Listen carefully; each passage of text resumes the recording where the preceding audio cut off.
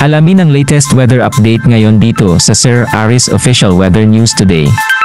Gis na umaga, itong sentro ni Leon ay nasa may layong 1,075 kilometers silangan ng Central Luzon. Ito ay nagtataglay ng lakas na hangin na 65 kilometers per hour at bugso na abot sa 80 kilometers per hour. Ito ay kumikilos sa direksyong Kanluran sa bilis na 30 kilometers per hour. Tingnan naman natin.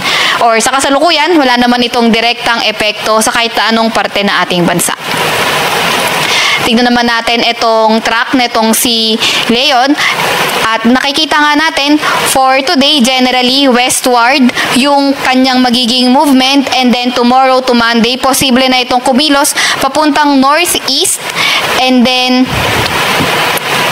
tomorrow hanggang Tuesday, northeast, and then Wednesday to Thursday, pwedeng kumilos ito ng direksyong northwest. And then, so west ngayon, Monday to Tuesday, northwest, at pagdating naman ng Wednesday to Thursday, northwest direction. So, nakita nga natin may pagkamalayo sa bansa natin itong track ni Leon.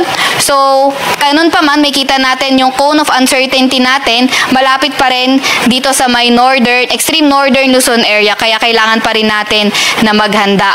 And then, posible pa nga mag-shift itong track nito papuntang west, and then lalo na sa bumababa ang forecast confidence lalo na sa day 4 and day 5 ng forecast track. So, inaasahan nga natin ito, si Leo na gradually intensifying in the next 24 hours. Posible ito maging tropical storm at pagdating ng posible na mag-typhoon category by Tuesday. So, posible ngang mag-undergo din itong si Leo ng rapid intensification.